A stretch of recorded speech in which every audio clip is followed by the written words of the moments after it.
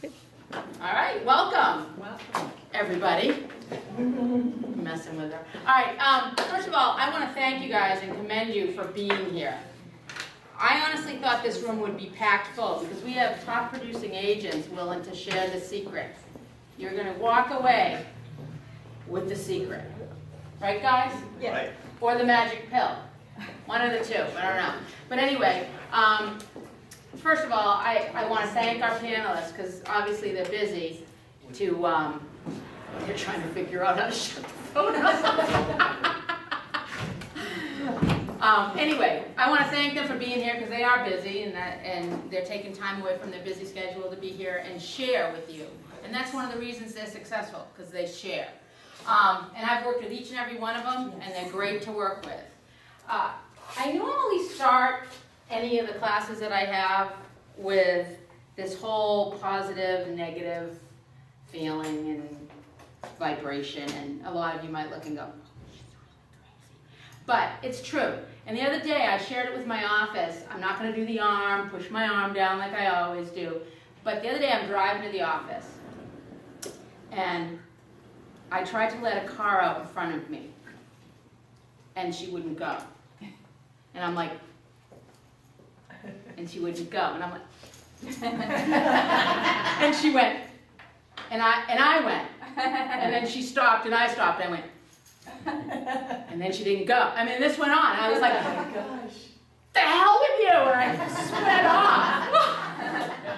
And I got mad. I mean, I almost let this act of kindness ruin my day. And I'm driving down the road, and I'm like, can't believe she didn't go. And all of a sudden it clicked. Do you remember when a day something goes wrong? Many days. And then everything goes wrong for the rest of the day? Has that not happened?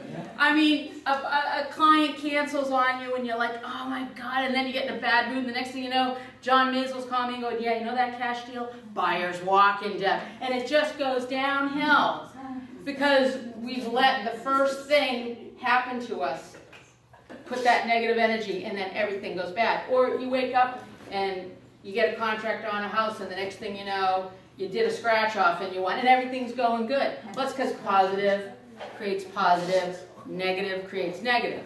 So for some reason, I had an epiphany that day. And I'm driving down the road, I'm like, I can't let this little stupid thing set the negative motion into play.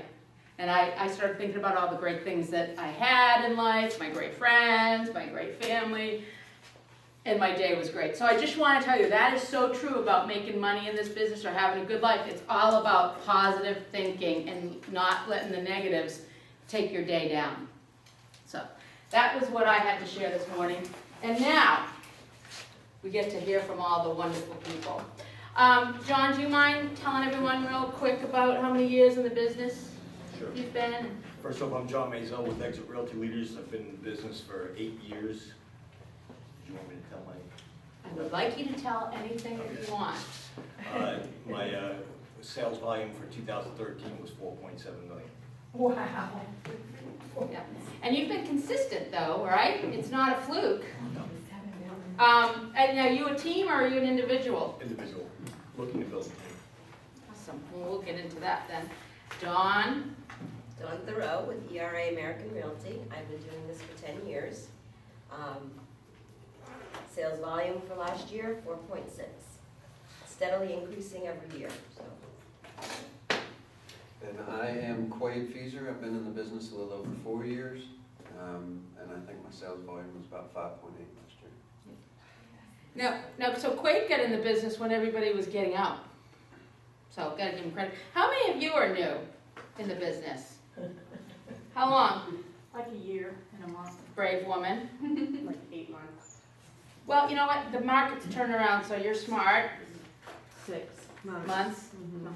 Anyone down here? 6 months. Awesome. Lisa, you're new, right? Yeah, right. About 3 months? 25 years. 25, right? She beats me. A little over a year, Awesome. Anyone else new? 3 months. 3 months, all right. Well, the market is good now, guys. Everyone knows that, right? We are in, and any of these buyers that think, oh, we're in a buyer's market, they're wrong. We are in a seller's market. So, I've been in the business 20 years. I've seen, no beach house for you. I've carried 200 listings, and I've carried 10. And right now, I'm only carrying 10 residential listings as of today. What does that tell me? We are in a seller's market right now. So with that said, I'm going to start with asking the panelists some questions. We're going to go through some questions that I've created, and then we're going to open it up to you to ask the panelists your own questions. So, all right, let's start with Quade. We're going to kind of go like this. Quade, all right, here we go. You ready? I'm ready. Did you study? Yeah, I brought my cheat sheet. Excellent. What do you do that helps or makes your customer database sphere of influence grow? Like, what do you do to make your business grow? Every deal that I do, that's where I swear every deal that you do, if you do it right and they love you, you will gain another client from that, buyer, seller, whatever it is, in the future. And that's been my biggest gain, I would say, is through that. I'm starting to get several repeat customers now, and even in a short amount of time, 4 years is not that long, but I've had several repeat clients already, and referrals from those clients. So that, to me, that's the biggest. So you don't knock on doors or cold call, do you? No. I do mail outs and that sort of thing. Do very, very little email campaigns, but it's more the, arm's length stuff that I see the biggest benefit from. Now, I'm going to ask a couple questions to you and go on to the other one. What is your primary source of communicating with your past clients? Typically emails and mail outs. I'll stay in touch. I'll send probably 4, 5, 6 letters a year of some sort, not necessarily letters, handwritten letter, but some sort of material, several times a year.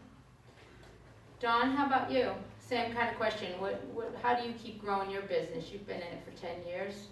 Well, you start off with a very small sphere of influence, maybe mailing your neighbors, family, and now I'm at a point where I would say 95% of my business is referral from past clients.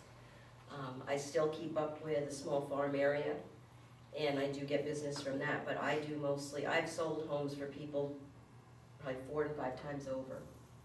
And homes, there's one home in particular, I'll be selling it again for the 4th time. Just by staying in touch with them, and again, when you do a deal with them and you stay in touch with them and they love you, they're gonna refer you to their family, to their friends, and that's gonna build, and it just kind of grows out from there. And so a phone call, anything like that to stay in touch. A lot of folks don't use email, believe it or not. They don't like email, so you gotta drop them a little note, phone call. That's pretty much it, really. Just stay on top of them. How about you, John?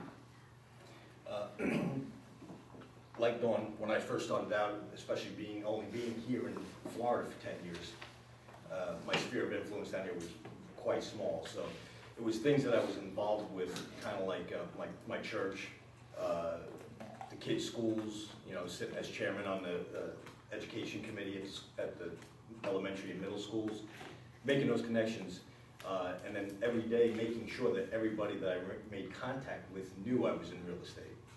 And down to waiters, waitresses, cashiers, everybody always knew every day I'm dressed for real estate, my name tag's on, and that's how I build my sphere of influence. As far as staying in contact with people, believe it or not, Facebook. I friend a lot of my clients, and I kind of, you like their pictures, you like their photos, you comment on, pictures of their kids, their animals,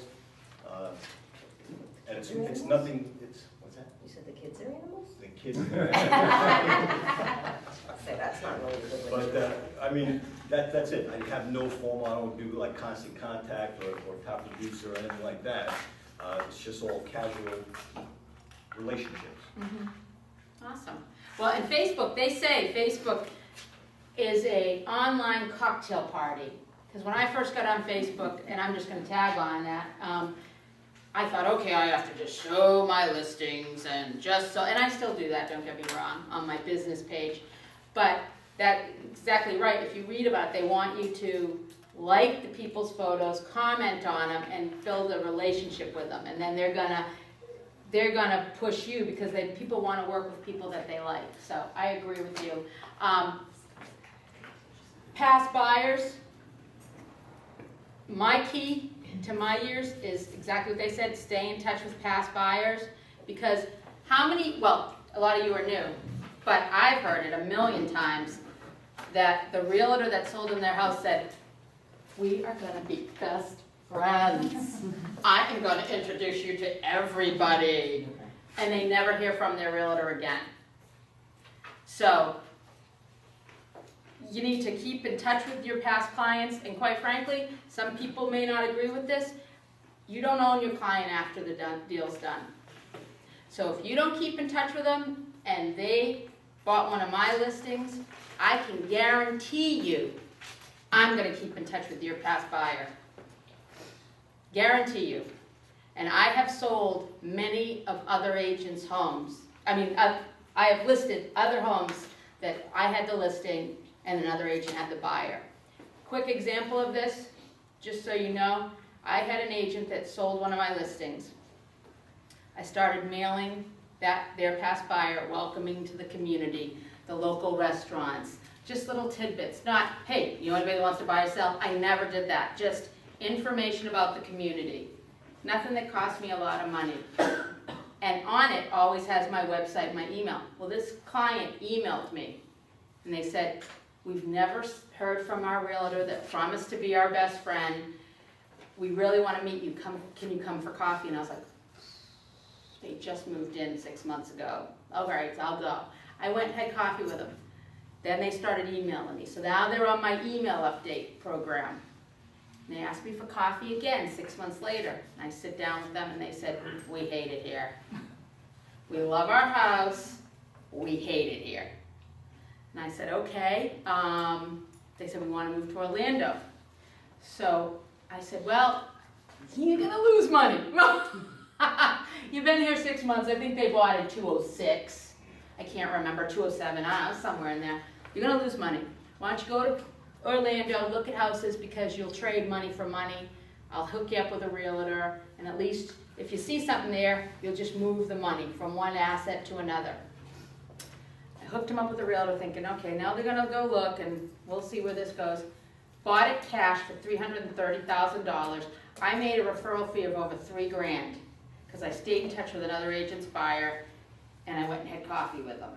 So not only do you stay in touch with them, if they want you to go have coffee with them, you go have coffee with them. Because after they bought their house and moved in, I sold their house for $280,000 because I stayed in touch. That other realtor, never talked to him again. So stay in touch not only with your past clients, but with other agents. Because I guarantee I think the stats from the Florida Real Estate or NAR is like 95% of the realtors do not stay in touch with their past clients. So I had to add that. I'm sorry, you know that's going to happen. All right. How do you motivate yourself every morning? Look at my bank account. That's a good motivator. Look at my wife and my kids, who all Yeah. have very expensive tastes. Yeah. I go on Facebook and I look at Deb Infantine's posts about her 5 listing appointments and her new listings and what she just sold. And I'm like, I gotta keep up with Deb. Yeah, I hear ya. Stuff like that. How about you, Dawn? Well, of course, the bank account, got bills to pay. This is my career. This is not for fun.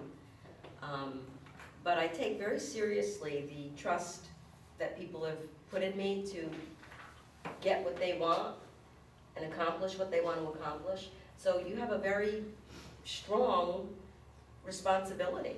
to these people. And so you just can't say, well, I'm taking the day off today, and you know what? Their deal can wait, or this can wait. It really can't, because they're depending on you. So it's just your obligation. You have to take care of them. That's what they're hiring you for. Yeah. How about you, Quade? How do you motivate yourself every morning? You know, I'm gonna have to get up and go to work doing something. And fortunately, I'm in a business that I love. And I can't say that I loved it in the first year because it was tough and it sucked. It sucked. Bleep, bleep, bleep, No way bleep. around it. But, you know, finally things start to happen after that. And then you start to, you know, meet some new clients, and now you've got a little bit of a sphere of influence. And then you start to get people coming back to you and referrals, and you know, people kind of not trying to make your head big or anything, but people really start to like what you do for them, and it's rewarding. And then following that is a nice paycheck every now and then. Yeah. I'll add something. I got my real estate license mid-2006, and when I did that, basically my sales that year were just properties that I owned that I sold. For the rest of the 2006, my sales were probably only about $600,000, $700,000. And then 2007 was a good year. I sold over $2 million, my first full year in real estate. And then the market tanked, and I did about $1.2 million in 2008. Actually started thinking about looking for a job. You're getting on monster.com and you're looking at these, and there was nothing. It's a different world. Yeah. You know, you can't get in somebody's face. And for the time I was dedicating, looking for other opportunities, I could take that time and dedicate it to my real estate business and build my real estate business. And that's when I said, there's nothing else I want to do. I love doing real estate. I love showing homes. I love selling homes. I love helping buyers and sellers. So the thought of going and working a 9 to 5, even though I do more than 9 to 5 now, but you know, it's my schedule. Yeah. You know, if I want to take a day off, if I want to go to my kids, you know, have lunch with my kids at school, I can do that. I work that into my schedule. And that's what motivates me too, is I like that, the freedom that real estate gives me, Yeah. because I set my own schedule. Yeah. Yeah. That is huge. You know, someone texted me the other day and said, and I thought this was hysterical because they texted me this. What's a typical day in real estate? Somebody that wanted to get in it. I'm looking at this text going, are you kidding me? So all I text back was, crazy. Crazy. And I love every minute of it. So crazy is as crazy does. But I'm with these guys. I mean, I get up in the morning and it's like, yes. Because the sky's the limit. There's no ceiling for what we can make. My sister she was struggling in Massachusetts, and she was like, oh, my rent is $1,500 a month, but she works from home for a travel company. And I said, you want an instant raise? Move to Florida. I can get you in a rental for $675, and you've just given yourself a huge raise. But that's the most of her raise. So, you know, she gave herself, another $800 a month, which is good. But, you know, if she wants to work overtime, there's only so many hours, and that's only so much money she can make. We can make as much as we want. Do you realize most top agents make more than doctors in this community or attorneys? I mean, so we can make, and guess what? We don't have to buy x-ray machines and MRI machines. And yeah, our brokers have E&O insurance, minimal compared to the medical malpractice insurance and all the staff. I mean, I was laughing the other day. I'm sitting there going like this on my laptop going, oh baby, you make me so much money, and this is all I got, that and the phone. I mean, what a great career. But 20% of the agents do 80% of the business because they're the agents like these guys that treat it like a business. And that's the key. It's not a hobby, it's a business. So I motivate myself. I get up and I look at my farm and I'm like, I got a great life. And it's all because of real estate. Whose day can my biggest joke is I'm going to go spread sunshine. I'm going to sell someone's house. Except for when I go in and I go, oh, you bought in 2006? But anyway. Hey, another thing too, Yes? is if you ever notice when you're busy, you get busier. Yes. it's self-affirming. So when you get busy, it's an affirmation to yourself that, hey, I'm good at this, and it just generates more business. So every day also is affirmations, you know. I am a professional. I'm going to make some big sales today. I'm going to kill it this week. Yeah, absolutely, and he's right. I mean, and it's Murphy's Law. You can have a house that's been on the market for 6 months and you're like, oh my God, shoot me, I do not know how to get rid of this house. And then 3 people make an offer on it, right? Yeah. You know? We'll go, did I go this way or that way? No, it doesn't. It doesn't. It doesn't matter, I'm gonna start with you. Do you have business plan and goals that you set for every year? Yes. So do you have like a, do you do goals by how much money you wanna make? Or how many transactions you want to do, how much volume, is there a certain type of goal? I just have a sales dollar? volume amount that I want Okay. to achieve every year. And Do it's you- not even anything written down in a big binder, it's not a big professional thing, it's just a sheet of paper. That's all it is. I mean, you can do a business plan on a napkin. Mm-hmm. Because what it is, it's just a promise to yourself that you're gonna look at it and you're gonna try to achieve it. Do you do like a budget for yourself on how much you're gonna spend? Loosely, yes. Mhm. And the longer I've stayed in the business, the more I pay attention to it. Mhm. It's easier to pay attention to it. So Absolutely. I think in the beginning, you're kind of like, Yeah. what am I doing? Yeah.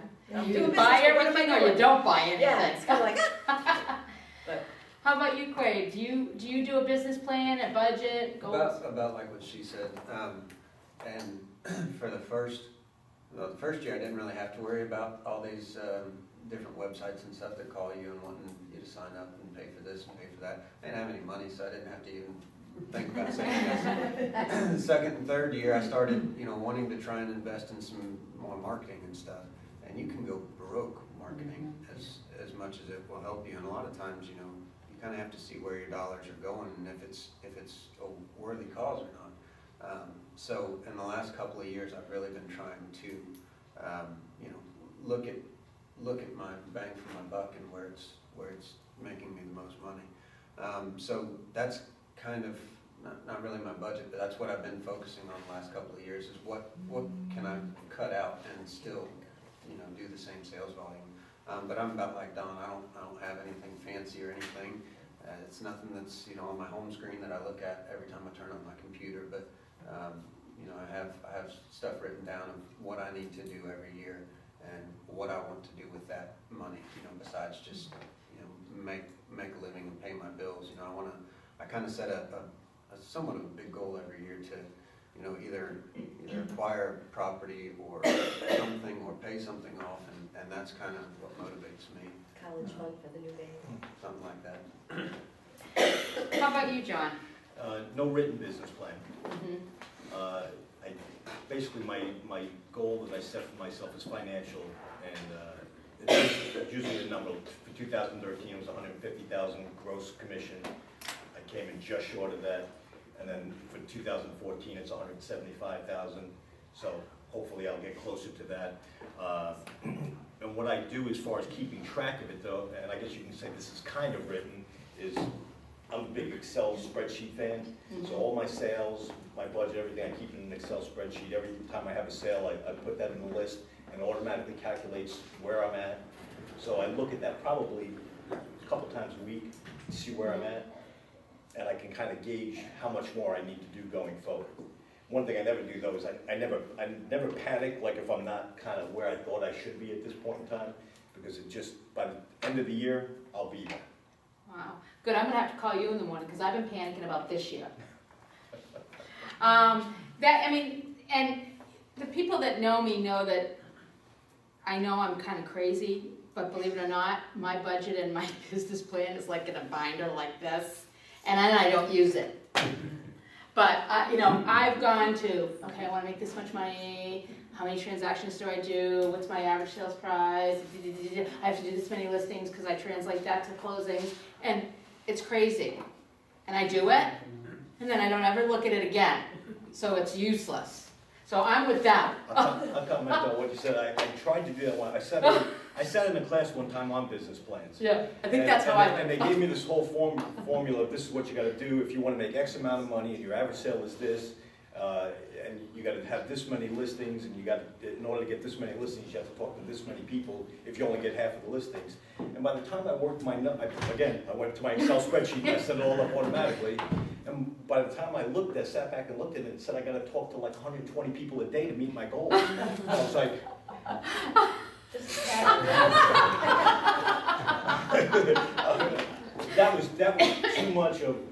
that was too much pressure Yeah. doing it that way. Some of those things, like going to those classes, that kind of stuff, it's unrealistic.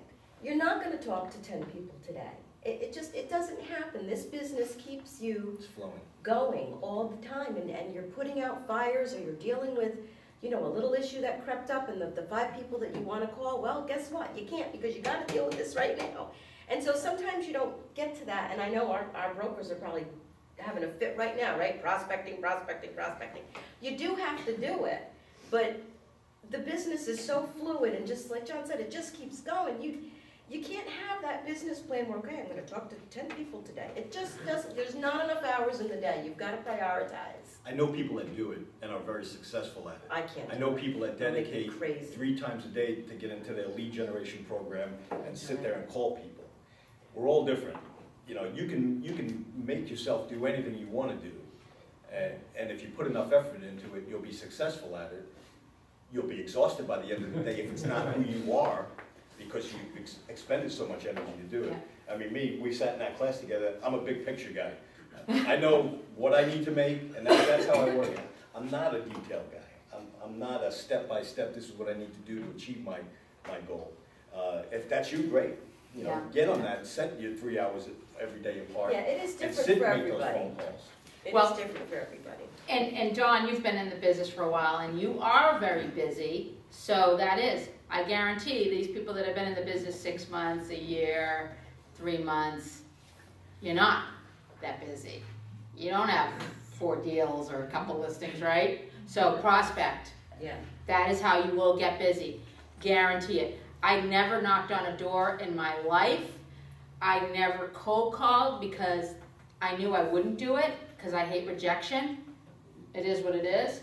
So if you hate rejection, and you'll be miserable. You'll get up every morning and go, I gotta do laundry you will come up with every excuse in the book not to do it because you hate it. So don't do it. I'm not telling you to do something you hate because you won't do it. You will find every excuse. Call people you know. And don't say, listen, I'm selling real estate, do you want to buy or sell? I just got my real estate license, do you know anybody that wants to sell or buy? They'll be like, oh God, she's calling. Don't do that. I teach my office every other Monday, we have training, and I told them, I said, I want you to call, and I don't make it 10 people a day, because I know they're not gonna do it. I make their goal attainable for them. I say 10 people a week. And if you can't call 10 people a week, get out of the business, because you're not gonna make it.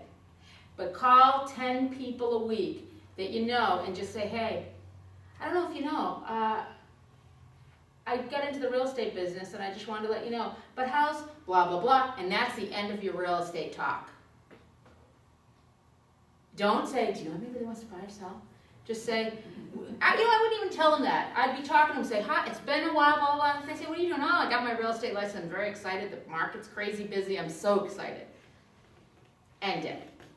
Make them ask you questions about it. Make your call quick, 10 minutes, and get off the phone. And say, hey, but if you want, I'll get your email, I'll keep you updated on what's going on. I promise I won't send you any jokes. Because that's the first thing I say, I promise I will not send you any jokes. And Deb, another thing too is when I first got into business, everybody's telling me, before you put a buyer in your car and drive them around, make sure they're qualified. You know what? If you're a new agent, you have a buyer that wants to go look at houses, go practice your skills on that buyer. Mm-hmm. Even if you don't sell them something. Yeah. It's gonna be better than you sitting there. Go show them a couple of houses. Get practice of showing houses, get practice of talking with people. Try and sell them even if they may not buy. when you're new. As you start getting busy, you start weeding that stuff out. But if you're gonna sit and go on a caravan every week at your office and look at 10 properties with a bunch of agents who aren't gonna buy a house from you, might as well practice on a live human being, a live person who, even if they're not gonna buy, maybe they'll appreciate the fact that you did take the time for them, even if it's a $23,000 mobile home, and they'll refer you to somebody else who's gonna sell something. I've done that, and I've sold houses that way. That is a great, I want to add to that. Not a bad way to practice your skills, excellent suggestion. My suggestion would be, bring them to homes that are not occupied, because a seller has this expectation when a buyer is coming through, yes, we could get an offer, that we've got a buyer, woohoo. Take them to homes that are not occupied so that you're not giving a seller this false hope that someone's gonna buy. That's just my thing. And when you call the agent to make the appointment, which we all do, right? We all call, make appointments. We just don't go without calling. Let the agent know. Say, listen, this is just a research mission. I just want to let you know up front. We're just starting to work together. I don't really know what their goals are, but we need to get to know one another. The house is vacant. I hope you don't mind. I'm going to show it. Just so that the seller doesn't get their hopes up. That's just something that I like. No, I think that's a great idea. And keep in mind, as an agent, if you have a listing and someone like that calls you, don't say, oh no, because guess what? If that agent's looking at your house, that buyer may not be for that house, but that agent may say, oh my God, I know that house and I might have another buyer for it. And don't be afraid if they haven't been pre-approved to say, you know what?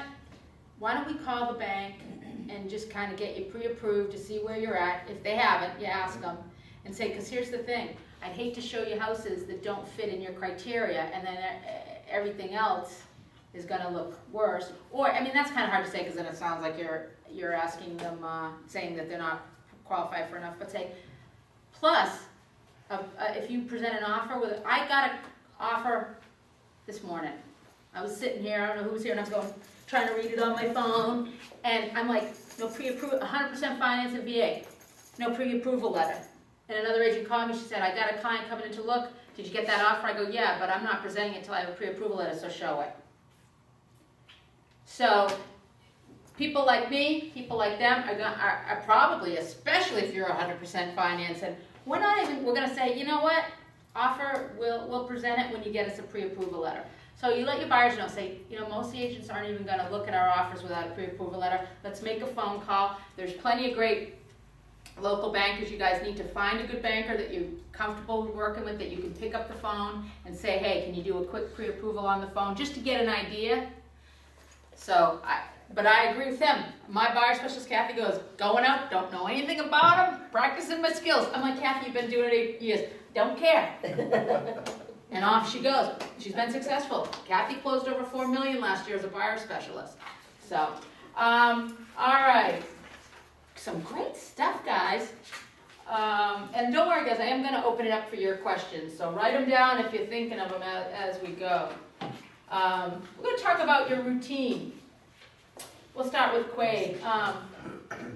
What do you do from the time you wake up to the time you go to sleep as an average work day? Like, what's your routine? Do you have a routine? No, it's insane. I run like crazy. No, that's one area that I wish I was better at. Time management, I can probably hone my skills there a lot.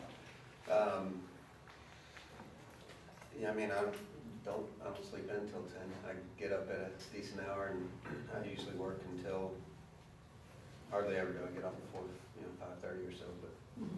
But I really don't have any kind of set schedule. I run like a wild man. Okay. How about you, Dawn? You guys, do you have a routine? A little bit, but not that much. I agree with Quade. It gets crazy. I think one of the biggest things is you never know when the phone is going to ring, and you never know what's going to happen. Get yourself out of bed, get showered, get dressed, and be ready to hit the road in case the phone rings. If you're going to work from home, don't do it in your jammies, because the phone's going to ring and someone's going to want you, and it's going to be like, I need an hour to get myself together. So just be ready at a decent hour, 8 or 9, so that you are presentable and can get out there if you have to get out there. And I mean, you can do laundry and stuff around the house and still be working. This thing is constantly with me. I don't have my headset here, but I mean, I wear my headset so that my hands are always free. I can be putting laundry in, they don't know what you're doing on the other side. But you run all day, so the key is to just be ready in the morning, and if it turns out you can stay home and clean the house while you're working, then fine. Absolutely. John? I typically get up between 6:30 and 7:30 in the morning, sometimes earlier, sometimes 3:30. But whatever time I end up getting up, and it's usually always before 8. Usually the first thing I do is grab my coffee, go sit down, and check my email. I start returning emails, following up on lead generation stuff, emailing out properties, just anything that might be hanging out there, pending deals, closings coming up, looking at HUDs, that type of stuff. So that kind of, and sometimes that kind of gets away from you. I mean, what you think you're going to have done by 10 o'clock, everything takes twice as long as you think it's going to take, and sometimes I find myself there till 12 o'clock just doing emails. That's why you get showered first. And that's the thing, and then I'm trying to, I got a 1 o'clock appointment, I got to jump in the shower real quick. But, and then, so I'm always rushing at the last minute to get out the door. But, yeah, that, and then phone, usually 8:30, I'll start returning phone calls again, following up on deals, following up with buyers, following up with sellers. A lot of my seller stuff that I do for my listings is automatically generated, I'm signed up with List Hub, so I have them automatically send out every 2 weeks the notifications, how many listings online we get. So there's not a lot of that I have to do because that's done automatically. And then before you know it, I mean, the day just kind of takes you through. You're running out showing properties. Every day is different, just like they said. You have showings, you have listing appointments, so you're either doing CMAs or it's a fluid thing, and you kind of go with the flow. If you ever find yourself where you have that time to kind of just lull in between the busyness, enjoy it, take it, do a project. I agree. But yeah, I always have my headset on me, even if my phone's in my pocket or on the counter, so I know it's ringing, and I just pop in my ear, answer the phone. Answer your phone, that's the thing. Yeah. When you Answer visit- your phone. Yes. Oh my Answer your God, phone. answer your phone and answer your emails. I can't tell you how many people go, oh my God, you're the first realtor that actually returned my call. Yeah. Or you're the first realtor that's actually responded to my email. Mhm. It amazes me. Especially on a Sunday if you answer your phone.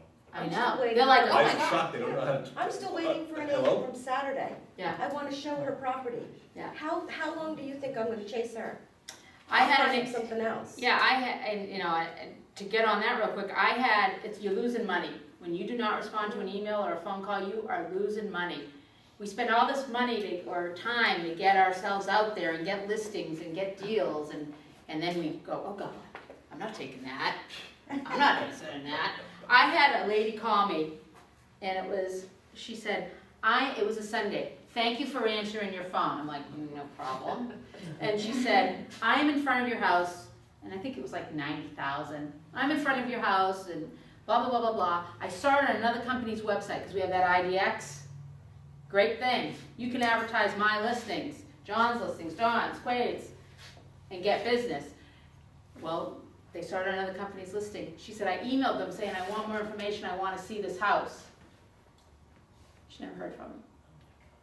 So she drove up, because it had the address, from Tampa, looked at it, called me, I'm in front of your house.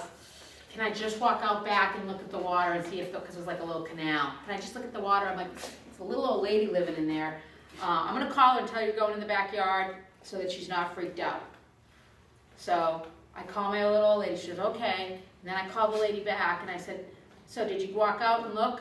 Like I gave her, she goes, your client let me in, I saw the house, can I write an offer? I didn't even go and look at the house. I looked at it, it was my listing. But so this agent put IDX on there and never responded to this woman, and she bought the house from me. So answer your phone, answer your emails. Being a Virgo, I have a routine. I have a routine. The alarm goes off at 5:15. I'm up, I get my coffee, I sit down, and I look at what's new on the market, what's expired on the market, what went under contract, what closed. I look at what price reduced. I look at all that. And then I go to the gym and I work out. And then I come back and I start looking at my to-dos. I use a program called Top Producer, and it tells me who I need to write, send a letter to, who I need to email to. But that's me because I'm a Virgo. But one thing you should keep track of is what's going on in your market every morning. Pull up that hot sheet and look. Look at the actives, look at the sold. And I look, if I see a big sale, I go, click, who sold that? In doing that recently, I'm going through it and I see a new listing on my street. And I went, click, and I'm looking at it, it's a 10-acre farm, and I'm like, I live on the corner, I'm a horse person, top agent, and I'm looking, why didn't they list this with me? I mean, this is what I'm thinking. I'm like, wow, and I'm looking at it and I'm going, but that would work for my friend. So by looking at that, I hit a button, sent it to my friend. She said, I want to look at it tonight, and we sold it in 3 weeks, closed it in 3 weeks. She was in by Christmas. So, you know, that's what I do. I get up and I look at the market, and you need to know the market. We know the market because we've been in it for years. You guys need to learn the market as new agents. You need to learn it, so look at it and go on Caravan. That's a great way. Or take buyers out, take your brother out. All right, how many hours do you put in a week now versus your beginning of your career? You have no clue because it's just all the time, isn't it? It's all the time. You can't shut it off. It's hard, I'm always on. You're always on. Well, and I was probably just as busy in the beginning, although like I said, beginning of career 2006 and then 2007, the market falls apart, so, you know, you're scrambling. It was probably less hours back then, although it's just always been something. You know, building the website in the beginning, spending time on that up till 1 o'clock in the morning, things like that. Right now, I asked my wife last night, I go, how many hours a day do you think I work? She goes, all the time? And I said, no, seriously, how much? She goes, well, you get on the computer at 7 o'clock in the morning, and she goes, you're there on the computer at 10 o'clock at night. It's true. I mean, I'm here and I'm here all at the same time. Yeah, yeah. How about you, Dawn? My poor husband has been known to come out and sit in the car, in the garage with me because I'm still on the phone. The phone is dying, I've got it plugged in, and he just sits there and waits. So, and then, you know, I just get the look and I'm like, or I'm getting out of the car and I've got the headset and he turns around and goes in the house. But he's real good about it. I do a lot of volunteering. I've got some leadership positions at church, and so I'm doing a lot there. And the phone is going, and it's constant. It doesn't stop. You're going from in the morning till 10, 11 o'clock at night. I will take my laptop and go sit with him, and, you know, while he's talking, I'm, you know, doing stuff and trying to pay attention, and he knows. I mean, he's got his license. He just doesn't like dealing with people anymore, so he doesn't practice. Yeah, that's not a good trait. We had one particular buyer that threw him over the edge. So he just said, you're doing this on your own from now on. So he understands the business, which is really good. But it's a long day. There's a lot of hours, and, you know, all the other stuff that you have to accomplish. It's from early till late, but you do it because you love it. Yeah, you gotta love it. How about you, Quade? You know, I can't, I've talked to John before, and he works from his house mostly, it sounds like. I'm not sure about you, Don. I can't do that. I get too distracted, and I've got little kids at home, and it's chaos, and I can't do it there. So I have to get out of my house. So I leave and drop my daughter off at daycare, and then I go straight to the office, and, you know, my day goes from there. But it's kind of a blessing being in this business because we work like dogs, but then when you get those days that, you know, you may have a little slack time, take advantage of it. You know, last Thursday, I got to take our kids down to the aquarium. I had my phone on me all day. I'm walking through the aquarium on the phone, you know, trying to stay away from the monkeys and stuff that are going crazy in the background so people don't think I'm at the zoo. But I'm showing a farm. I was able to, you know, get through the day, not let anything, you know, fall through the cracks, and still get to be with my family. Now, you know, there were some things that I needed to be here for that I was able to put off until Friday and Saturday, so I worked all day Friday, all day Saturday. But it was so nice to be able to go and do that, you know, on a day with the kids. So take advantage of it and really enjoy the flexibility of real estate. Absolutely. I mean, when I got in the business, we didn't have, I was one of the first people that had a cell phone, and I had a bag phone. Lisa, you had a bag phone. Did you have a bag phone, or did you have the big one that was like this? Yeah, big one. You know? You probably look cool. Huh? You probably look cool. I looked cool with the bag phone. I was actually one of the first people with a pager. I was like, I don't want to be in the office. I hated being in the office. I'm an outdoor girl. I ride horses for a hobby. So, but that was it. You were tied to the office. And back then, I think, who's been in here, like, I don't know, 15 years or more in the business? I knew you. Do you remember the book? Guys, you have no idea. You want to buy a house? Let's see what we have. The book was this big, printed once a month. Okay, it wasn't instant, and we're cutting and pasting and mailing it to them and hoping. I mean, it was nightmare. And then the fax machine, we were thrilled to get a fax machine with the paper that went out like this. Yeah.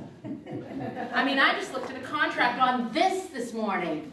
We had, you guys are in a great time, so we've put our time in. I used to work a bazillion hours. I did open houses. I went out with every buyer. So now you're looking at someone that's been in the business 20 years, that did everything, that called their sphere of influence, that did the flyers and handed them out, blah, blah, blah. Now, I'm like them. I work on my own time.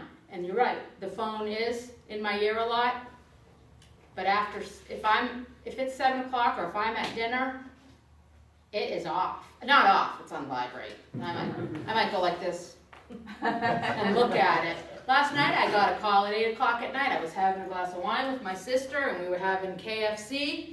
Big night, and my phone rang. I was enjoying that. I don't eat that often. And my phone rang and I looked at it and I went, she went, "Not gonna answer?" I went, "It's 8 o'clock. I'm not doing it." Now I got in my car on my way home and went, "Okay, who is it?" And it was a contract, but I won't, 8 o'clock, I'm not a doctor. No one's gonna die. And that's what you guys have to learn. You can't let it's good, and I'm on it all the time. I mean, I answer my phone, but there is a certain time that you can shut it off and enjoy your family and your life, because there's nothing more important than that. But return the call the next morning. But the nice thing, like these guys are talking about, we don't even have track of our hours, because we could be at the frickin' zoo doing business. So it's no big deal. I mean, I can't tell you, and I'm sure these guys have called me during the time because they've been in the business, where I'm on my horse and I'm like, oh shoot, my phone's ringing, and I'm talking to people going, yeah, showing a horse farm. Yeah, I can get back to you when I get done. I'm going to be with them another hour. That's the beauty of our business. So you can't put your hours on there because it's always on. But you gotta love it. I know we keep saying that, but you gotta love it. If you hate it, then it's treachery. Another thing you want to be careful of is setting, like I said, I'm on the computer until late, but during dinner time I won't answer the phone. When I'm with the family, I try not to answer the phone. I'll let it go to voicemail and I'll call them back when I'm away. But yeah, if you start returning calls at 8 o'clock at night, 9 o'clock at night, the people you're working with begin to expect that of you, and then they start invading that privacy all the time. So yeah, you have to set yourself some guidelines. What I do on the computer is one thing. Yep. But picking up the phone, and I'm even careful about emailing people at certain times of the night, especially if the email comes in right away and I respond immediately. Gotta be careful. Yeah, because then they go, oh, there's no limit. Right. I know. I mean, I emailed my client this morning at 7 o'clock, said, hey, heading out for class, here's some stuff on this new listing, and my phone rang, and 10 minutes later I'm looking at it going, no, click. I'll call you back in an hour at 8 o'clock or something. So, yeah, I mean, you can't let this business run you, because it will run you. You need to run it. All right. What is your most profitable part of your business? Is it buyers, is it sellers? It's all profitable. Okay. Every deal is profitable. But I Every put deal your- makes you money. Okay. What is the easiest profit to make is listings, okay? On average, you figure with a buyer, you spend roughly 27, 30 hours, sometimes more. With a seller, on average, typically you'll spend 7 hours. You know, during a listing appointment, and especially now with technology and being able to give them the automatic updates, and picking up the phone every once in a while to talk with them, it's a lot less labor intensive working with a seller than it is with a buyer. So the easiest profit of it all is definitely on the listing side. How about you, John? And I hate listings, I hate dealing with I'll sellers. pay you a referral. No, I'll pay you a referral. Give it to her first. I love working with buyers. And I I do love too. you working with buyers, I because love- she's usually showing my listings. Yeah, fast. You approve? Yes, one day, 30 hours, oh, Jesus, God, no. Well, I'm talking finished inspection, Yeah, all right. everything else involved with it. But all of that, I don't know, for me, I love working with buyers, and it's first-time home buyers, I love that. I love helping them make that big decision. Maybe the mother in me comes out a little bit, okay, wait a minute, guys, let's look at, maybe go a little above and beyond, making sure that they get in the right house, that, finances will allow them to do the few things that they were talking about, make sure that they're okay, and staying in touch with them after that, and seeing how happy they are with that new home, that new adventure. I love that. And just, the bigger sales that they go smoothly, I enjoy buyers. Quade? I think Dawn's been drinking already. That would have to be the least profitable for me as first-time home buyers, but I understand what you're saying. Yeah, I mean, it's It's their, exciting Yeah. for them and for you Yeah. to see them have that joy. But that is probably my least profitable and least favorite thing to do when it comes to making money. But I'm with John, listings. Not to say that closing a good buyer side is nice too, but just seems like listings are a little bit more consistent. You can kind of count on them a little bit more. And don't get me wrong, I mean, like I said, it's all profitable. Yeah, I'll do absolutely. anything. Yeah. I'll sell a $3,000 piece of vacant land, I'll sell a $20,000 mobile home, which I've done quite a few times last year. I mean, 38 transactions, and by the time you figure it out, my average sales price was $125,000. So that means I sold a lot of under $100,000. Yeah, but you're above the average sales price in the Yeah. county. Does anybody here know what the average sales price in the county is? And none of the seasoned agents, I don't want to hear it from you. 100,000. Close, anybody else? 110, learn your numbers. There's a report out there. You need to know your numbers. You need to know what the average days on the market is right now, what the average sales price is, the average list to sale price. Does anyone know what the average list price to sale price ratio is? 90%. At least you're going, it's very close, 93.2. So when you get a buyer that calls and goes, yeah, I'm gonna offer 120,000 on that 190. You can whip this out. It's called the monthly statistics report. Monthly statistics report in your MLS. If you can't pull it up, have your broker pull it up. If they won't do it for you because they don't know how to do it, email me and I will send it to you. Monthly statistics report will give you the average days on the market. It'll give you the volume. It'll show that our sales volume is up over 30% from last year. Well, I haven't checked this year. Yeah. And you'll even get the association will mail out monthly reports that are produced by Florida Association of Realtors. Yeah. And you kind of pick up your spiel when you're talking with people about real estate, in those quick conversations with a waiter, waitress, cashier. How's the real estate market? Great. Sales are up 25%, inventory is down 15%. Average sales price is up 5%. Yeah. You just sound intelligent when you're able to give them a couple of facts. Yeah, so you want to know your numbers. That's huge. We have different thought processes on buyers and sellers here, and they're all successful, so it's just a matter of what you like. My philosophy is he who dies with the most listings wins. It's all about listings, and in my opinion. But I'm like Dawn, I don't wanna do buyers anymore. In fact, when they call, I try to find one of my agents that's close by, because I don't wanna show anymore. But that's because I did 20-something years of it and I'm I'll pay you a tired. referral fee. I love him, see, that's what it's all about. But I do like a hogger every once in a while. A hogger, I have everything. I have both sides of the commission, I have control, total and utter control. Which is better than both sides of the commission, because I'm a control freak, so it's just great. But, listings, a lot of people don't like listings in the beginning. I mean, I know why Dawn likes buyers, because I know Dawn. And she's great with buyers, and she sold my listings, and she's passionate about it, so I get it. I'm passionate about sitting at my beach house and letting Dawn sell my listing. Well, I mean, I have listings. No, I know, I'm not saying that. I No, no, no, enjoy no, no, being no, out no, no. looking at houses. No, I'm saying you're passionate about it. You're one of the I'm best really bold. people with buyers that I've ever met. Buyers. You have sold a lot of my listings, and you know what you're doing, and you're great at it. So do what you like to do. But a lot of people don't like listings because they don't want this. So what have you done? What's going on with my house? Right? Cut them off before they do that. Call them before they call you. Email them. Keep them updated on a weekly basis, and you won't get that call. It will make your life so much easier, because I've been in the business 20 years, and I have heard it all and seen it all. I can remember when the phone would ring, and I never wanted listings. I was a buyer specialist. And I went, I'm never taking a listing, ever. And because this is what I saw. Hey, Mr. Smith is on the phone, he wants to talk to you. And they're like,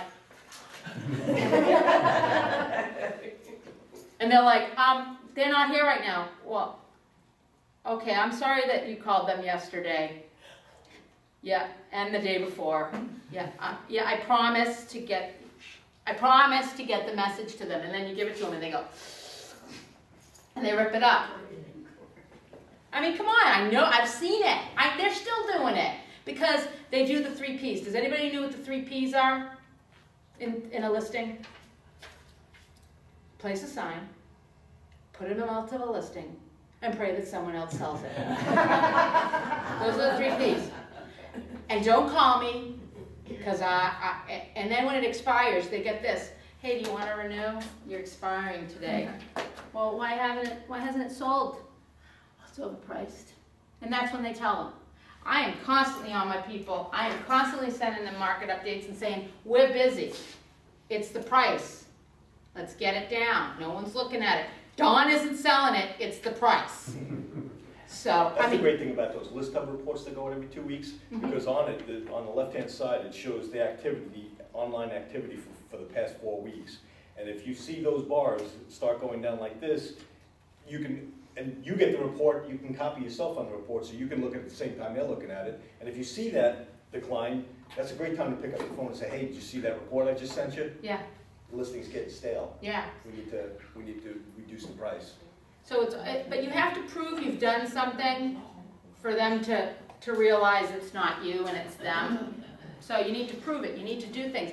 I've seen more MLS sheets that I go, one picture, no room dimensions, flood zone unverified, no school zones, and then I read in the public remarks, lovely 1999 3-bedroom, 2-bath pool home on a 1/4 of an acre, move-in ready, and I'm like, that has it all here. Take it like it's your own house and spend time. Because multiple listing goes to people like Dawn, who is going to send it out to her people. It's going to go on Realtor.com. That's your best advertising out of all the websites, is your MLS. And people don't take it seriously. So do the 24 photos. I don't care if you take a picture of the sunset and say, come to Florida for a beautiful sunset if you have to add pictures. But add the pictures and put them in your MLS. I'm sorry, I get off track. It's good. I just want to listen to Deb. Let's talk about what type of technology do you guys use? What's your best technology? Want to go first? Me? Oh, sure. after what you did to me last week. I Uh-oh. sent him an email and I said, I need help with this, and he says, do this. It doesn't work. So I email him back and I say, it doesn't work. He emails me a blank email. So I said, now you're just messing with me. I know that there's nothing in this email. So you be quiet. Thought I was going to I'll a say, professional. as far as my technology, I mean, it's the iPhone and my laptop. I have a tablet, which, when tablets, a couple of years ago, when tablets first started coming out, I went out and bought one of the first tablets, because I like to be different than everybody else. Oh, boy. So, And you are. and I like to stand out. So, however, now I don't use the tablet as much. I use the laptop. I use the iPhone constantly. You know, the Bluetooth headset, GPS. You know, you can't get by in real estate without a GPS, of course. Baloney, I don't have one. Well, you know every Always gotta be street. different. Getting lost is half the fun.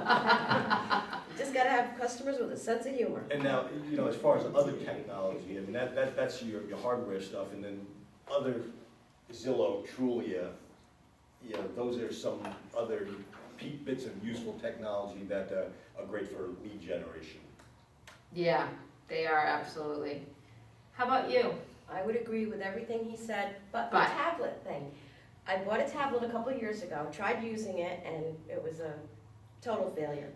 I've got my laptop, I've got my tablet, which now I actually know how to use the blasted thing, and I have that out in the field with me, only because trying to look at stuff on this, that makes me crazy. I mean, if I had to look at something real fast, that's fine, but I like having the tablet, especially if you're driving around and there's a sign planted in somebody's yard and you didn't pick that listing for them, or they didn't pick it and they say, oh, I wonder about that. Instead of calling the agent, just pull it up on the laptop, let them look at the photos, let them look at the price, the reason I didn't pick it, not in the price range, so they can see stuff for themselves as well. So I've actually gotten pretty good at it. The Gmail thing we'll talk about later, yeah. Hold on. So all of those things, headset, phone, tablet, laptop, you gotta have it with you. Yeah. How about you, Quade? All the same equipment is you know, important. It's not, it's not necessarily a necessity, probably. The smartphone, I think, is, but you know, all the other stuff is sure a nice convenience to have. So the more you have, the better. But what has hurt me more than anything in my business is that I did not learn and take advantage of all of the automated systems that are out there. And I mean, there's tons of them, and probably a lot of them, if you're with a franchise, are more than likely free. And that's killed my business more than anything. Yeah. I can't imagine where I would be if I would have taken the time to learn those from day one, because trying to go back now and put all of my contacts into these things and trying to get them set up now when I'm running wide open is dang near impossible. So if I had one thing to say to you is get on board with some of these, and I mean just our prospect manager and stuff through our MLS does not cost a dime. Learn how to use it. I mean, it helps so much with your time management, and I have screwed myself by not learning those. And time management is huge, because as you get busier, you're gonna need ways to be quick. That is it. You know, people say to me, Deb, how the heck do you're always away, you're always riding your horse, the people that know me, you're always riding your horse, and you closed 12 million last year. It's all automated. All of it's automated. And I agree. I guess I should have asked you guys a different question. If you were only allowed one of your hardwares, what would it be? Smartphone, iPhone. Yeah. Have to be the phone. Yeah, mine would be the phone, because in a pinch, I'm with you. I'm like I said this morning, I'm going, trying to read the contract, but I was able to do it here before class to tell the other agent, get your client here, I'm not thrilled with this offer. And I bought a Surface, then I'm like you, I bought this Surface, I used it once, and it's always in my car, but I don't even think it's charged. So, you know, this here is probably worth your investment. And I know if you're in plans, you can't get it, but when your plan runs out, you get cheap ones. This is the way to go. You got a great phone if you have to take a video of a house, a great camera, if you have to take a video or photos of a house. And the other thing, I mean, I'm with you, there's so many frickin' things. But our new super lockbox key, oh my God, I love it. I love it because I will get an email when someone opens my house. So if they didn't call me, you cannot sneak in my house. And I will call you. Go, what are you doing? My house. But I love it for that. But I paid a little extra. I'm hitting the button now for the Supra. For the Pro. Is that what we got? Is it the Pro? $20. You can tell he's our techie. What's it, $20 more a year? No, per month, it's $20 per month. I pay $20 a month? Yeah. It's worth it. Really? For the Pro? Yeah. It's worth it. I thought I didn't even know. But I love it because I'm like you. Well, I don't shop. But if I did, no, trust me, You just do a quick search, type in if I'm on, show me that one. yeah, if I'm on Quick search. Riverbend, I can plug in Riverbend and see it all. You know, where I don't have to pull the laptop out. It's worth it. Well, we get the new MLS too, the new mobile website. Yeah. Yeah, you did good with that. Yeah. The only thing you need to do on that, I meant to talk to you Maybe about. Okay, another time. All right. So iPhone, if you had to, if I had only one thing and they said we're taking everything away but one thing, it's not the camera I do my visual tour. It's not the camera I take photos of a house, but I could. Where I can't get on the phone on my camera, and I can't check MLS on my camera. Yeah.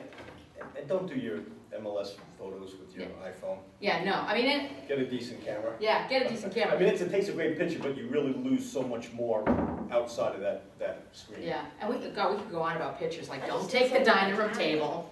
They work great, but Pretty good. All right, moving on, because I want to be able to get you guys to ask your questions. All right, we'll start with Quade. What do you feel is your best marketing that you do or have done in the past that's produced the most results? What's the best marketing? Best marketing. It's probably just Souls. Old-fashioned mail-out cards that I get the most response from. Because it's a little bit more, it's not so generic. It's kind of done intentionally to somebody that is kind of right in that neighborhood for the most part. So I think that's probably if I had to guess, I'd say that's the best results are from just Souls. How about you, Dawn? Mail-outs to farms, sphere, and areas that were, activity just took place, either a listing or a sale. One thing I'm starting with is market snapshots. I use that, that's So, great. Yeah, so that seems to be going in a good direction. Still learning how to tweak that a little bit, but they help with that. You're on Top Producer? Yeah, That's a great program. I like it. I've been using it, I'm it's great. still trying to, it goes back to time management. Yeah. You have to get into it, and so it's been a little difficult for me to find enough time to really, but they're good as far as calling them up on the phone and saying, hey, give me a hand with this, I don't understand it, so. That's good for buyers too. Yeah. Yeah. You know what I mean? You put it in there and off you go. Just to let you guys know, Realtor.com bought Top Producer, and that's why there's so much going on with that. How about you, John? marketing, networking, it's face-to-face with people. Like I said before, making sure that everybody you meet knows that you're in real estate. It's one of the most profitable. What's the cheapest way to market yourself? Well, again, I still say that The cheapest, not. the cheapest. Not, Yeah. doing what you love, but just making sure that everybody knows that you're in real estate. I mean, if you want to volunteer for an organization, do that. Mm-hmm. But while you're doing it, just make sure people know you're in real estate. I'm not saying talk real estate the whole time you're doing it. They'll ask you questions once they know you're in it. Mm-hmm. But that's it. Other than that, I do spend some money on Zillow. I do spend some money on Trulia.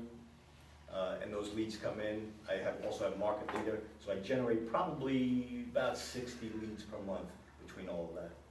That's pretty good. Write down Trulia and Zillow.com. Those are free. He's paying for the extra, but you can at least get your stuff in there free. Homes.com might still do it free, I think. I mean, there's upgrades that you can pay, but as a new agent, get in on the free ones. Zillow, Zillow, Trulia, Trulia, Homes, I think we all know how to spell Homes.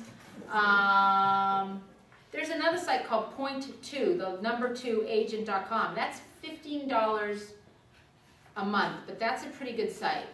I like that. They also have a free one. Does Point2 have a free one? Check out Point2. The cheapest advertising, and I agree with everything that they all just said. I do just sold postcards. You know, I do market snapshot. I do charity work. Is your badge, and you need to be wearing a badge. I have my president-elect badge on because they get mad at me if I don't have it on, but I normally have my company badge on. And business cards, hand out business cards. So that's the cheapest way, guys. You're gonna get your name out there. Make sure your email and your website are on your business cards. I had an assistant work for me and I bought her a badge. And she was just an administrative assistant. And she'd come into work and one day I watched her and I saw her, she was leaving and she went for the day, put it down, I go, "Look, how long have you been doing that?" And she went, "What?" I go, "Your badge. How long have you been taking it off?" And she went, "I don't know, since you gave it to me a year ago." I go, "I know who you are." I want you wearing this to the grocery store because the busier I am, the more money you're gonna make. So wear it to the grocery store. I mean, I've seen people go, "Oh, I'm done." I was sitting somewhere. I mean, I'm not gonna wear it out to a fancy restaurant at dinner, don't get me wrong, but I was somewhere and they went, "Deb, your badge is still on." I'm like, "Yeah, I know. I know it's still on." So wear your badge. That's my advice, and work your sphere of influence. We all have friends, and 10 people know 10 people who know 10 people who know 10 people. So, how do you track your marketing, and what is working for you, John? Excel spreadsheet. I tell you, I'm an Excel Yeah, guy. that's I mean, a great really- program. And really, you could spend as much marketing as you want, you know, on any given platform, but if you don't close a sale, to me, that marketing doesn't matter. Exactly. Those leads don't matter. If you can't close those leads coming from that source, that doesn't matter. What matters most is your closed deals. So those are the ones that I truly track, is where is that sale coming from? And That's where the money's gotta go. And everything works if you work it. Yeah, You know, don't pay for something that you're not gonna use. yeah. That's just stupid. John, do you track your marketing? I try to, but for the most part, I've got a pretty good memory. I can tell you where they've come from. So how do you find out? You ask them, right? Well, yeah, and you know, I mean, if they're a lead from Trulia, if they're a lead from Zillow, and then you just kind of follow it through. Or, I mean, sometimes I make notes, but for the most part, I know where they came from. How about you, Quade? Yeah, I don't really track it necessarily, you know, with Excel or anything, but just kind of by memory. Yeah. Well, John has me on that. I don't track it Excel. I mean, I draw the line. But I do ask. And most of the time, when you have a buyer, you're gonna know it's coming from Zillow or Realtor.com, or they called on a sign. But a seller calls you and says, "Hey, I want you to give me a market analysis." You need to find out how they got your name. And if they say, "Mary Jane gave me your name," what do you do? Thank you, Dr. Yeah, you call Mary Jane and say, "Hey, thanks." Yeah, you call her and you follow it up with a handwritten thank you note, because people love, I mean, I don't know about you, but I go to the mailbox and go, "Yay, let's go see what bills I have in there today." Nobody's ever sending me a card. And it's amazing what a card does to someone's day. I got a call yesterday from my best friend up in the Panhandle, and she said, "Deb, you are the best friend I've ever met." Now, this woman does everything for me. I said, "Why?" She goes, "Grammy got her card today in the mail. Her mother-in-law is in a nursing home, 91 years old, and she's been miserable. And so I put in my computer into my top producer that every week I'm going to start sending her a card so that she has something to open up." She said, "Deb, we are on our way to the Turks and Caicos. You just gave us 5 blissful days without her calling us and saying she's going to die, because she's passing your card around all over the nursing home." So it's amazing what a card will do to someone, and appreciate. And the thing is, you know, we can't give them money. We all know that, right? We cannot give anyone money. I personally give anyone that sells my house, and this is a perk for all of you to hear, brownies.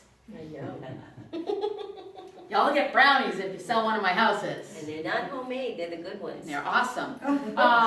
So, you can give a client, a brownie, or, you know what I mean, or something like that. I use a program called sendoutcards.com. I don't even know what it costs to join right now. I think you can buy it as you go, but I can send her 4 brownies, and she's had about a bazillion of them. She's probably handing them out because she sells so much of Hell stuff. no, I'm eating them. Why do you think I look the way I do? I'm eating them. And I can send her a thank you card on the computer with my signature put in there with 4 brownies for under $12, right from my computer. So, you want to have, and I'm known for that. Steve Latif, I don't know if I'm sure you've heard of him. He's been around forever. He sold one of my houses, and the buyer walked out like a week into it. It was as is, and I knew it was going to happen. It was a tough house, a lot of things wrong with it. And I call him and I said, hey, I see you guys walking out. Is it something on the home inspection, or did you just have a change of heart? And he said, it was the home inspection. And I said, well, can you send it to me so that I don't waste anyone else's time? I just know what's wrong with it. He said, yeah. And I hear this little mild voice from Steve Latif. And if you'd know him, you'd know he's not mild at all. Does that mean I have to send the brownies back? I'm like, no, Steve, you can keep the brownies. Keep them, please. What percentage, and this one you'll probably answer, I can kind of answer it, of your income do you put back into your advertising and marketing? 3 to 4%. No clue. Yeah, I would say probably 4 or 5. Yeah. They say the average is 10. I'm probably pushing 10, but that's because I write off my horse. So, I'm probably legally at about 4%. And the nice thing, Some tape. it's legal. My horse is called Above the Crowd. I have signs. My accountant approved it. No, all kidding aside, you guys could not be in a better time to sell real estate than now. Because, well, one, we're busy, but it doesn't cost a lot to sell real estate anymore. I'm looking at Linda back there, and she's been in the business a bazillion years, and we used to, I'm sorry. They should send you brownies for that. I'll send you brownies. Back in the day, we had to do print ad. I don't do print ad anymore, guys. Haven't done it for 10 years. That was one of my biggest expenses. I don't do a lot of mail outs anymore. I get emails. It's free. So there are ways. When we were talking, I'm a director, as you know, for the Board of Realtors, and we were talking about this new lockbox key, and they're going, oh, are they going to be upset because they're going to have to pay a little bit more for the key? And I'm like, are you kidding me? We have a chance to make bazillions, and this is our cost. We're very, very lucky. It doesn't take a lot of money to sell real estate and do it well. It takes service. Service. I'm going to open it up for questions, but I do want to, I had just one tip, that if I could give a new person a tip for this business, would be dress for success. You want people to take you as a professional, act like a professional. Your cell phone should be answered as a business. I answer my phone, they don't even know who I'm talking to. Top Performance Real Estate, may I help you? And then I hear John go, Deb, is that you? Yeah, it's me, what's up? That way too, if I'm too busy, I go, I'll have Debbie call you back. She's in a meeting. So your voicemail should say that. It should say, good afternoon, this is Lisa Vanderbilt with Plantation Realty. I'm going to wait away from my phone right now. Please leave a name or a number. Now, and I apologize if I say it and someone does it, but nothing cracks me up more than, I am probably with buyers or sellers at this time. It's like 7 o'clock. Are you with buyers and sellers all the time? I mean, you know what I mean? It's like, don't insult my intelligence. I'm away from the phone. And your car is your office. Your car is your office. It should be clean. Now, don't go outside and look at my car, because I don't work with buyers. I don't. But I guarantee if you go out to one of these guys' cars, it is clean, neat, and organized. Because we're not going to your car today? No, I have a camera and a tripod in the back. No, it's fine. Oh, that's not bad. I mean, I remember my buyer specialist, she needed to take me to my car one day, and I got in and I was like, Oh my God, no. and I'm like, oh no, you cannot work with me, for me like this. So keep your car ready. I mean, that's your office. That's your office. Okay. Now, I'm opening up for questions. Who's got questions for these guys? How important is Facebook and Twitter also, and how much time do you devote to that type of stuff? I think they're looking at you, John. I don't do anything with Twitter, but Facebook, like I said, keeping in touch with my past customers, even current customers, that's fairly important. I spend probably about an hour a day, hour and a half a day Wow, doing that. that's a big investment. Yeah. Yeah, I don't use Twitter either, but the most useful part of Facebook to me is, I mean, you know, staying in touch with people and kind of keeping it fresh and keeping it in people's mind here in real estate, but people messaging me on Facebook is huge that don't have my phone number, don't have my email, but went to school with me 15 years ago kind of deal. So that's, to me, is one of the most useful tools on Facebook. Well, I guess being the old lady of the bunch, Twitter for personal. I don't really do a lot on Twitter business-wise. Facebook, I have a business page, I'll put my listings there. I do not mix my family and friends' Facebook with my business. For me, I just don't think it's a good idea. I don't know why, but to me, I feel like it could come back to bite you in the can.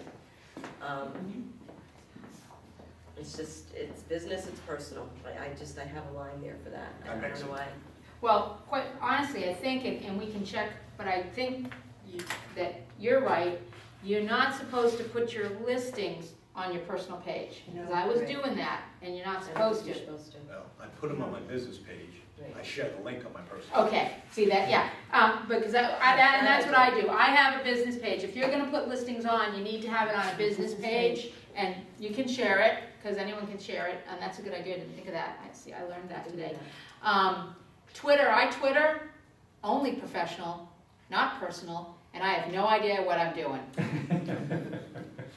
I'm just Twittering a house, and I don't know if someone ever contacted me, I see this guy's actually forwarding my Twitter. I don't know who this guy is, and I'm like, I don't know how to look. I don't know how to look at anybody else's stuff. I only know how to put my house on through Top Producer. I'll tell you another thing too, is I link my business Facebook page with my website. So I have the widget on the side, and it kind of updates. So if you're on my website, you see that.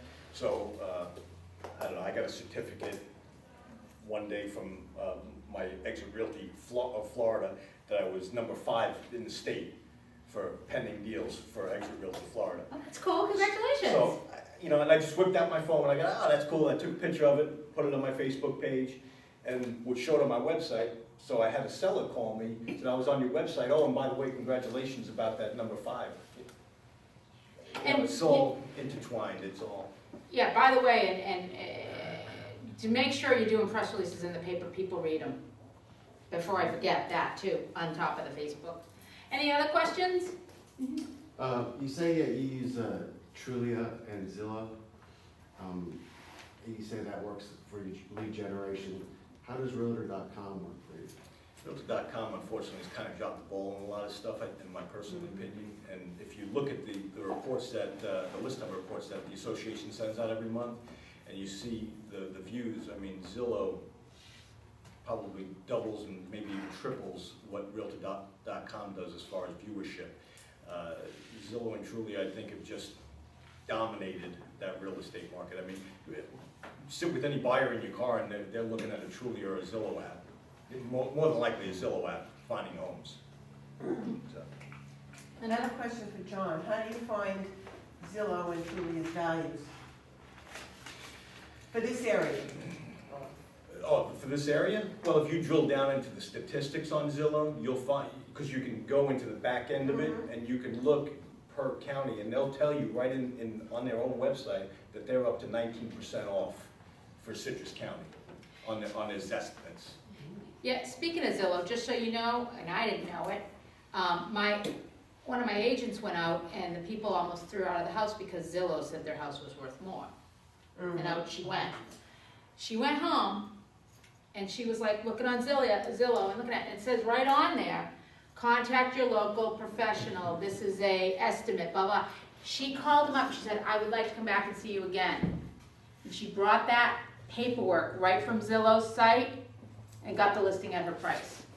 And it's under contract. So that is something to remember when they're saying, but this house is only worth, when you get here's the thing, the buyers are going, it's only worth this much, and the sellers are going, it's worth this much. It's like, can we just have a happy medium? And what I would do in that case is, because I do carry my tablet with me, and if somebody says that, then I say, oh, well, let's pull it up and look at it. And I pull up Zillow right there on my tablet and look at the property. And then I can even show them the back end where they could be up to 19% wrong on their estimates. So. Anybody else?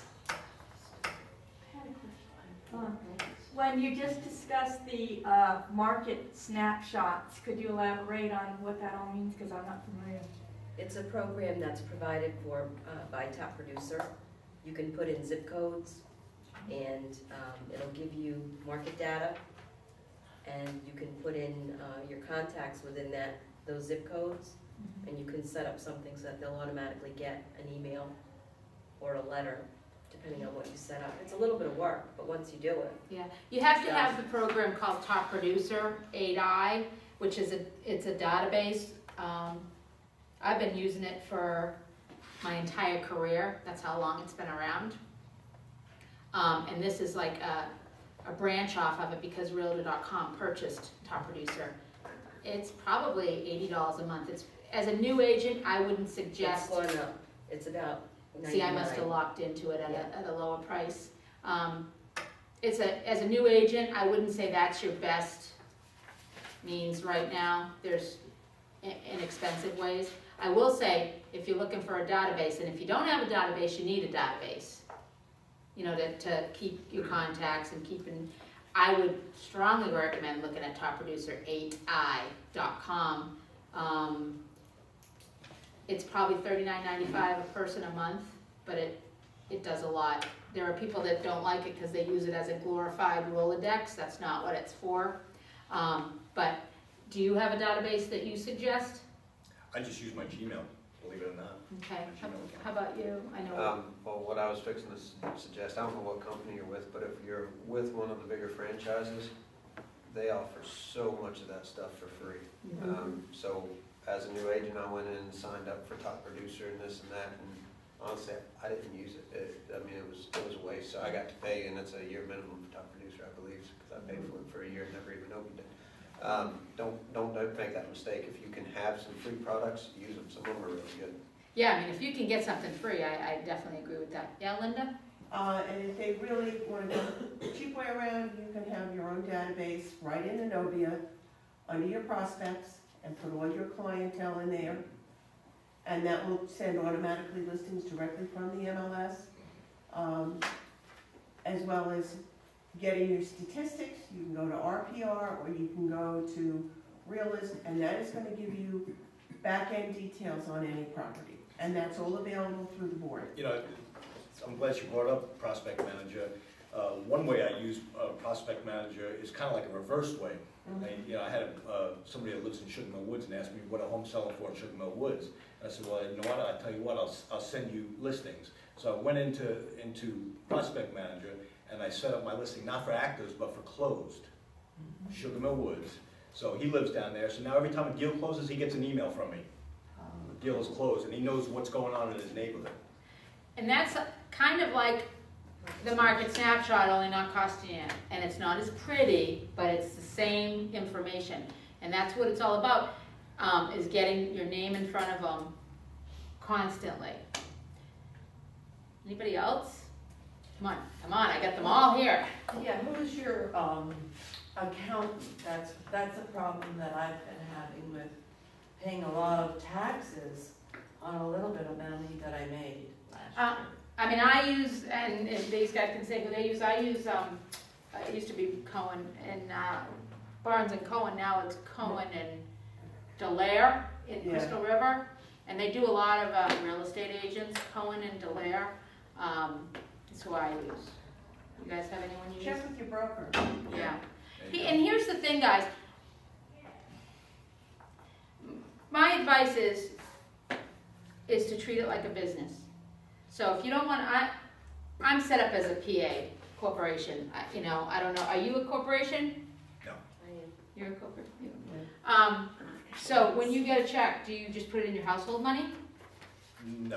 So you have a separate account It for goes in it. my real estate account, which eventually, Yeah. which basically But- works as my. But at least you have one. Separate it. You have to. Separate it. Don't just have it all going in your personal account. Treat it like a business, and you know what I mean? So I would suggest, even if you don't want to set yourself up as a corporation, but that is a way for tax benefit. Well, do you also deduct all of your room, your den, your office? No, I don't. I know the girl that owns the horse that she uses as advertisement does Your not. horse. But my house I don't, because my accountant said you can deduct this, even though I have a dedicated office. It comes back to bite, and I'm not an accountant, that's why I have one, but it comes back to bite you when you go to sell your property. Right, it's a depreciation. Yeah, so I don't do that, but for different people, it may work differently. I use Pricing Company, and he says that's a home office deduction is usually a red flag. Yes. You'll get looked For at an order. quicker. So is a boat. So- Lisa, do you have a boat?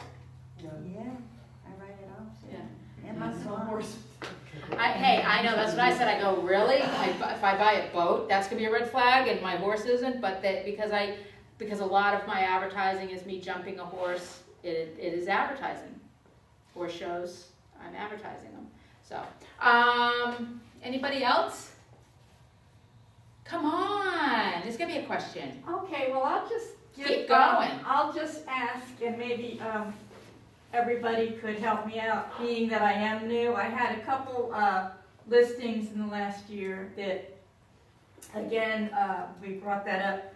I, being new, I wanted to get the listing. I thought they were a little bit high. I gave them a price, and they said, can't we do this? And I said, well, you might be mad at me if I come back in a few months and we need to lower the price. Oh, no, it's okay. Yeah. Then when we had to cross that point, one of the listings, unfortunately, it was a couple and they were separating, getting a divorce. The woman would not go down to what I suggested. In fact, then she hated me. She's like, we got to get a new realtor, she's no good. I mean, she didn't say those words, but, I knew that was the vibes going on. The guy thought I was okay, anyway. So the listing ran the 6 months, and then they hired another realtor, and of course it went down to the price I was saying. So, I mean, if anybody's been in that same scenario, is there a way that I could have handled it different?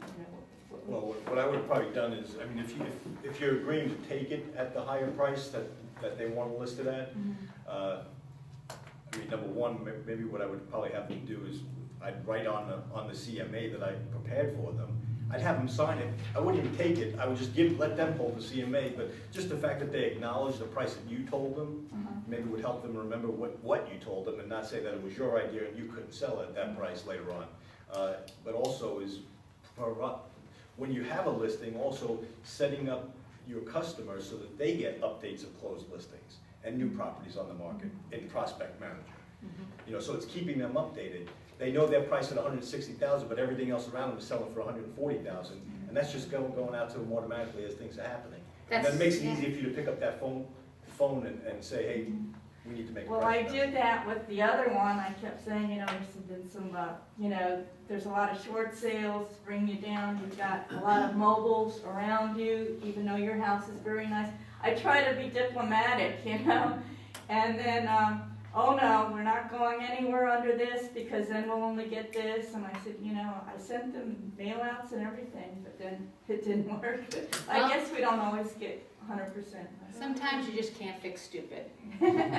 I hate to say it like that, but it is what it is. Sometimes people just, you know, here's something that you can use, and John is so right. I mean, I keep my listings even when I don't want to, because I keep sending them the information and letting them know it's not me. They just choose not to maybe go down that low. And then there's a point in my life that I get rid of them. And fire them. That I'm like, you know what, I can't help you. I just can't help you. But I'm sure you've heard in your short careers or long careers, but I have to get, or I need to get. Do you hate it? Here's a line for you. I tell them, I go, listen, you call your stockbroker up and you've got 1,000 shares of Ford stock, and you're like, listen, I want to sell my stock. I want to go buy a sailboat and travel around the world, or I want to put my grandkid or my kid, whatever, whoever you're talking to, through college. You're going to call him and he's going to go, okay, stock's selling at $20 a share. And you go, oh no, I need 40. Is he going to do it? Can he do it? He can't. Well, just because you need or you want doesn't mean we can get it done. And quite frankly, putting your house on the market is stressful. It is not fun. I'm going to tell you to have it ready every day, and then maybe nobody's going to show it. And if we're overpriced, probably nobody's going to show it. So you're going to be ready every day in this limbo of moving on with your life for nothing. Maybe go with a price reduction prepared, and at the listing appointment, if you are taking it overpriced, have that price reduction there with the current price on it, the right price on it, or maybe by the time you get to it, a little bit lower, and make them commit to you, have them sign It's a it. good idea, so they know. Yeah, if You it's know, I okay, said I'm it willing to give verbally, you 2 but to have it weeks. written down and Right. remind them. I'm willing to give you 2 weeks at your price if we get no showings, or the showings that we get then say that the house is overpriced. We already have our price reduction in place, because I've already told you this is where it That's needs to good. be. That's And good see advice. just how committed they are. And you know what, sometimes right from the very beginning, sometimes you just gotta walk away. Let it be Yeah, somebody else's I've been headache. thinking that too, yeah. And I agree, there's a lot of agents that do the pre-price reduction. And every time someone said, can you at least try this, Deb, I promise. And I'm like, okay. And they don't. Yeah. The promises are shallow. But I'm going to tell you, new agents, take it. Take the listing. Put your sign up and let your phone ring and sell them something else if they don't want to look at this. You're not going to take it. No, I'm gonna. You're not going to take it. I don't want that. I'm not going to take it. You guys need to take it. Especially Really? if it's on a busy street. Yeah. And hold an open house. I know it's overpriced. Here's my car. You know what I mean? Do because you know what? You can't sell shoes if you don't have any shoes in the store. So get your signs up there, because this is what they're gonna say. I see your sign everywhere. No, you just see it on a really busy road. I mean, now, if it's down this dirt road that you gotta like get your 4-wheel drive out and then you pack your pack horse, don't. But if it's in a neighborhood, and yeah, you're probably gonna look like, you're probably gonna look like, oh my God, she couldn't sell it. Deal with that. You can just say that if someone, Joe Smith, calls and said, well, you had so-and-so's listening. Yeah, we just, I tried to get them down to a realistic price. They didn't want to, but I did give it 110%. And here's another thing, when they're telling you that they don't want to lower, you have three people to sell that house to. Do you know who the 3 people are? The realtors. Well, we have 4. You got, You have you gotta sell it realtors? to us before you can sell it to somebody else, because we've gotta be willing to show it. You have realtors? Anybody want to help me out? Who's the next one? Buyer. I heard buyer over here. Who's the next one? Sell it to them. You got the realtor, the buyer. Who's the next person you got to sell it to? Most of the time.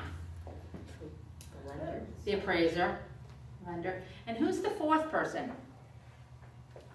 The underwriter. Because if the appraiser doesn't do it right, the underwriter's going to kick it back.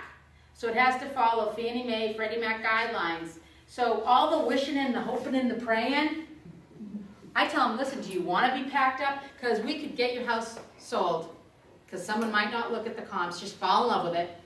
Just, there, and I said And that. have cash. Yeah, and Have cash. if they have cash, that's awesome. I tell them, so should I market it like this? Only cash buyers, house will not appraise. Or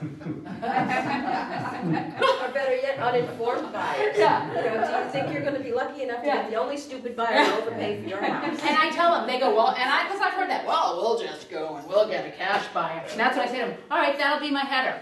Only cash buyers, house won't appraise. And they look at me and go, and where do you think people that have $300,000 to plunk down cash, are they stupid? That's right. They're gonna say, if they're working with the right realtor, They're not gonna overpay. they're gonna say contingent on house appraising for sales price or above. So, And what you can throw back at them is, you know, they're saying, well, I looked on Zillow and I looked on Trulia. Yes, and you're the seller. Imagine what the buyer's doing, investigating for the investment that they're purchasing. Yeah. They're doing the same thing. They know that the house is overpriced. They're not going to come because this house does not have the features that they want at this price. These houses in this price range, properly priced, have what they're looking for. They're gonna walk into yours and they're gonna go, it doesn't have the stuff that I want. And they're still asking this price. yeah, And you're an gonna over- sell your neighbor's house. An They're out overpriced of there. listing will Yeah. sell another listing. Yeah, we'll sell another listing. But again, so take them, have them sign the CMA, love that, so they can't say later, you lied to me. Don't lie to them, say, I don't agree, but I'm gonna tell you what I'm gonna do. If I'm gonna do it, I'm gonna give you 100%. I'm gonna do my best. Have them sign the CMA so that they can't go, keep a copy, because I don't trust anybody. And get your sign out there, because you need your sign out there, you need your name out there. So get it out there. Anybody else have anything else? No? Yes, Linda? I just want to say that we track all our leads that come in.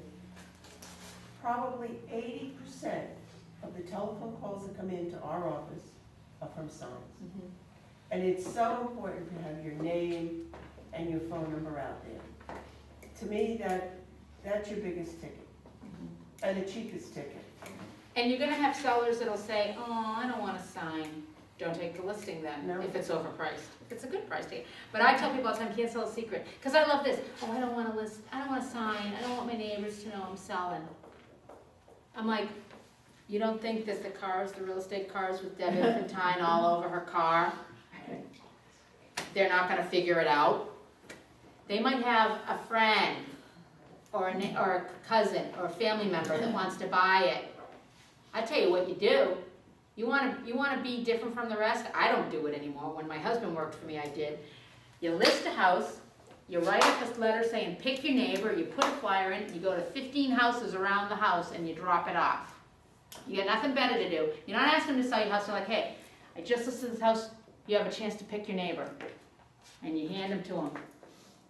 And then if you talk to them, say, do you want me to keep you informed on how the market's going here? I'll get your email. If they don't, you still have their address and you send them a thank you note and say, it was nice to meet you. If you ever need any real estate help in the future, give me a call.